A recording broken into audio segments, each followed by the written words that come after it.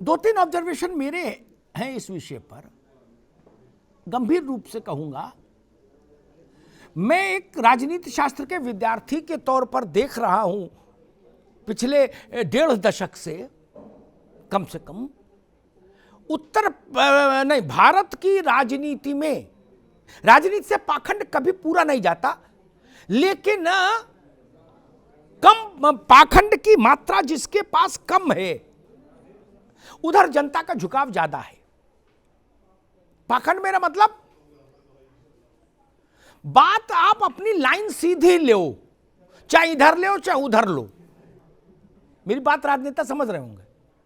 भाजपा का जो रिसर्जेंस हुआ, जो उसका पुनर्जागरण हुआ, उसमें ये चीज बड़ी काउंट की। टुक टुक टुक टुक करके नई बल्लेबाजी होती है देश में। राजनीति उतनी तो बदल गई क्या? आप पूरी पिच पर खेल सकते हैं, झमाझम बल्ला आउट हो जाए ठीक है, लेकिन खेलो फिर मुस्तैदी से। ये नहीं चल रहा वो विषय। अब समय चला गया कि थोड़ा जिन्ना भी उछाल दो, थोड़ा ये भी कर दो ना। कॉकटेल्स नहीं है चुनाव, वो हो नहीं पा रहा, कहीं रिजल्ट नहीं आ रहा। आप बताओ। मैं विपक्षी दलों से खासतौर पर इस बात को लेकर कहता हूं, जब भी मिलता हूं उनके लोगों से भी, कि नैतिक साहस होना चाहिए। अगर आप समझते हैं कि यह मसला मेरे लिए ठीक है तो फिर उसके साथ खड़े होइए। थोड़ा थोड़ा करके भागिए मत। टेस्टर हाथ में लेके सारे स्विचेस में डाल के मत देखिए बिजली कहां आ रही है। उसमें हाथ में करंट लग जाएगा, शॉर्ट सर्किट हो जाएगा, बिजली तो नहीं मिलेगी। यह उत्तर प्रदेश में जिन्ना कैसे आया, पाकिस्तान कैसे आया? जब टिकट बंट रहे हैं, ये मसला जेरे बहस ये है कि नाहिद लड़ेंगे कि शायद उनकी बहन लड़ेगी, तब ये पाकिस्तान, अफगानिस्तान, चाइना की गंभीर विदेश नीति पर चर्चा कैसे आगे टिक गई? पार्टी दफ्तर से घर तक कहीं ये तो चर्चा हो नहीं रही। चर्चा तो ये हो रही कि भाई शिवपाल जी को कितनी टिकट मिलेंगी। यह तो कोई मौसम विदेश नीति का तो था नहीं। ऐसे विषय आते हैं,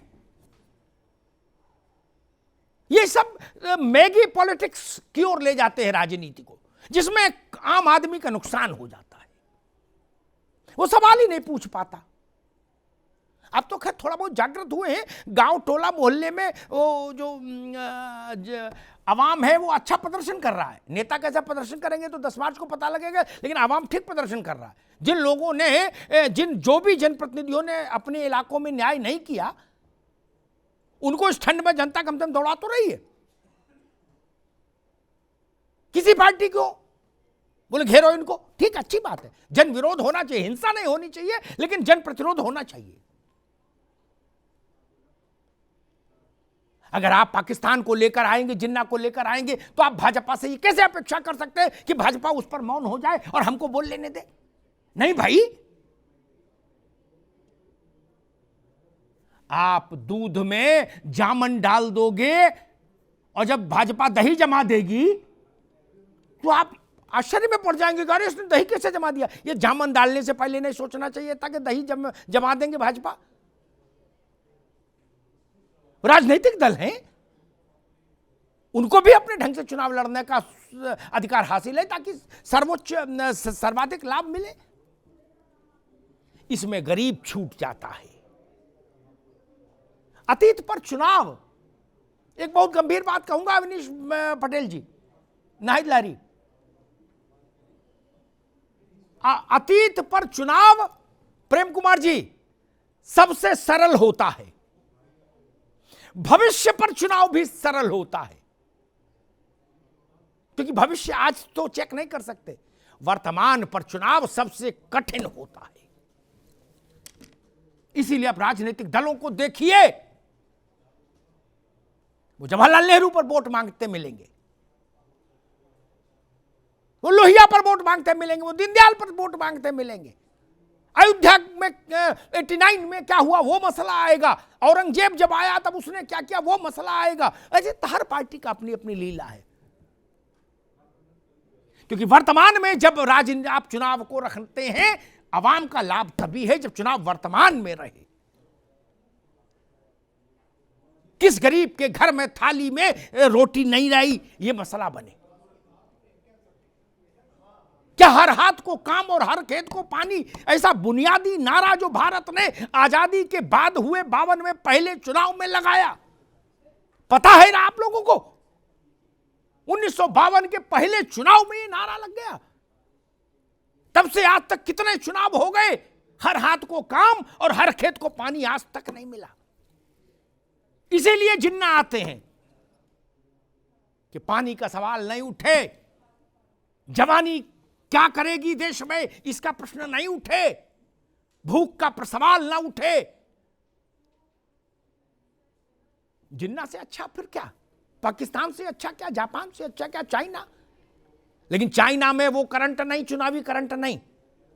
चाइना में चुनावी करंट तभी आ सकता है, एक बार कांग्रेस ने उसका ताप झेला है जवाहरलाल जी के समय। बाकी थोड़ी बहुत झंझट से चाइना में वो करंट नहीं कि वो उत्तर प्रदेश में क्या देश में कहीं भी मुद्दा बन जाए चुनाव का। इसीलिए राजनेता चाइना पे नहीं उलझते, वो जानते हैं बेकार है। दुधारू गाय राजनीति की पाकिस्तान है, हर आदमी उसको अपने खूंटे से बांधना चाहता है चुनाव में कि लोटा 2 लोटा दूध हम भी दूध लें। मैं ये मानने को तैयार नहीं कि ये कोई स्लिप ऑफ टंग है या कोई वैचारिक अधिष्ठान था जिस पर वो विदेश नीति पर चर्चा समाजवादी पार्टी के अध्यक्ष कर रहे थे। नहीं, आप क्यों लाते हैं ऐसे विषय? चुनाव जाति के मसलों से वैसे ही इतना बोझिल रहता है कि उसको पाकिस्तान और जिन्ना से तो दूर रखिए। नहीं तो एक तरफ जात और दूसरी तरफ पाकिस्तान और जिन्ना। इसके बाद ननकू और रज्जाक के बेटे को नौकरी मिली कि नहीं मिली, ये सवाल कहां बचेगा? जो कुछ होगा वो इन्हीं दोनों के बीच में बढ़ जाएगा, जात और जिन्ना। ये कौन पूछेगा फिर कि उसके बाप का खेत बिक गया लड़के को पढ़ाने में, उसके बाद भी नौकरी नहीं मिली? ये मसला है। जात पर चुनाव लड़ना सरल, इसीलिए किसी पार्टी ने कभी जात की राजनीति बंद नहीं की। जात की राजनीति को और प्रगल्भता के साथ विस्तार दिया गया। हर पार्टी ने जाति के बैनर लगाकर सम्मेलन किए और करती हैं। जाति आधारित प्रकोष्ठ बनाए। जातीय अस्मिता के आधार पर चुनाव की गंगा पार करना सरल प्रयास है, और उसमें अगर मजहबी विभाजन के आधार पर वोट डलवाने की स्थिति आ जाए तो वो तो सोने में सुहागा है राजनेताओं के लिए। ये वैसा ही काम है भैया। पटेल साहब, नाहिद लारी जी, प्रियंका जी, जैसे साल भर पढ़ने की जरूरत नहीं है, कोई ऐसी बड़ी कुंजी हाथ में आ जाए जिसमें 10 सवाल हो, उस अगले दिन पर्चे में 5 आ जाए उसी में से। जात और मजहब वही कुंजी हैं जिनको लोग पढ़कर चुनाव में जाते हैं। धन्यवाद।